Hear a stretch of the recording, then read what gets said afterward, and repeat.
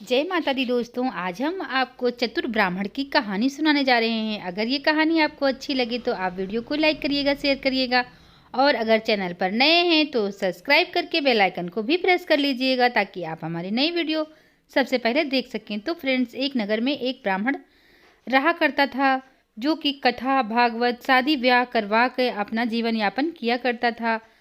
वो अनाज और मुद्राएं एकत्रित किया करता था। एक दिन उसने सोचा कि अब मेरे पास काफ़ी मुद्राएं हो चुकी हैं, क्यों ना मैं बैल खरीद लूं। यही सोच उसने बैल की एक जोड़ी खरीद ली। उसके बैल बहुत ही ज़्यादा शक्तिशाली और बहुत ही ज़्यादा सुंदर थे। सारे नगर में उसके बैलों की चर्चा होती रहती। जो भी होता पंडित के इन दोनों बैलों के बारे में ही बातें किया करता था कि पंडित के बैल तो बहुत अच्छे हैं। एक दिन वो अपने बैलों को लेकर किसी दूसरे नगर में गया तो वहाँ पर दो चोरों की नज़र उसके बैलों पर पड़ गई। बैलों को देखकर दो चोरों के मन में लालच आ गया और वे दोनों अपने घर गए। तो वो रात भर सोए नहीं और अपने मन में विचार करने लगे कि क्यों ना हम इस ब्राह्मण के बैलों को चुरा लें। यही सोच विचार कर वो रात भर सोए नहीं और सुबह उठते ही वो दोनों ब्राह्मण के नगर की ओर चल पड़े। गर्मी का मौसम था, धूप बहुत तेज थी। चलते चलते वे दोनों चोर थक गए और उन्हें प्यास भी लग गई।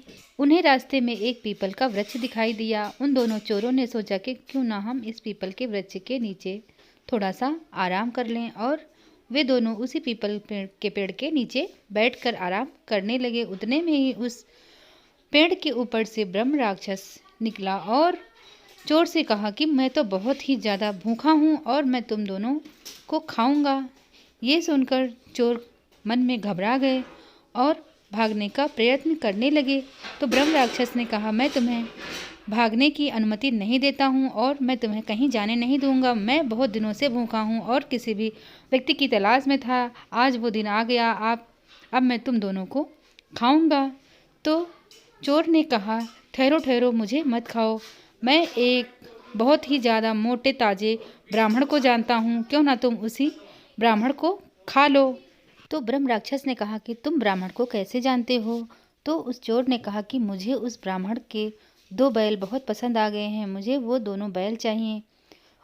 तो ब्रह्म राक्षस ने कहा, क्या तुम जानते हो कि वो ब्राह्मण कहाँ रहता है? तो उन दोनों चोरों ने कहा कि नहीं, मुझे ये बात पता नहीं है, लेकिन मैं इतना जानता हूँ कि ये ब्राह्मण इसी गांव में रहता है। ये सोचकर वे दोनों ब्रह्म राक्षस के साथ उस ब्राह्मण का घर ढूंढने लगे तो उनको ब्राह्मण का घर मिल गया।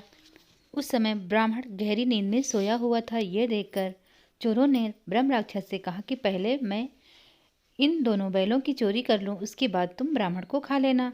तो ब्रह्म राक्षस ने कहा, नहीं नहीं, मुझे पहले इस ब्राह्मण को खाना है। तो चोरों ने कहा कि ऐसा ना हो कि कहीं खाते समय ये ब्राह्मण जग जाए और हम बैलों की चोरी भी ना कर सकें। तो ब्रह्म राक्षस ने कहा, ऐसा भी हो सकता है कि बैल खोलते समय भी ब्राह्मण जग सकता है और मैं इसको खा ना सकूं और मैं भूखा ही रह जाऊं। यही करते करते दोनों आपस में झगड़ा करने लगे। ब्रह्म राक्षस और दोनों चोर आपस में लड़ने लगे। उसकी आवाज़ सुनकर ब्राह्मण जग गया और ब्राह्मण ने कहा, कौन है कौन है? ऐसा कहकर जब ब्राह्मण उठा तो ब्रह्म राक्षस तो वहाँ से भाग निकला। अब ब्राह्मण ने गांव वालों को भी आवाज़ लगा दी। गांव वाले आ गए लाठी डंडे लेकर और ब्राह्मण ने भी अपना लाठी उठाया और उन दोनों चोरों की खूब जमकर पिटाई की। तो फ्रेंड्स, इस तरह से चतुर ब्राह्मण ने अपनी चतुराई से अपने प्राणों की रक्षा की और अपने बैलों की भी रक्षा की। Thank you friends.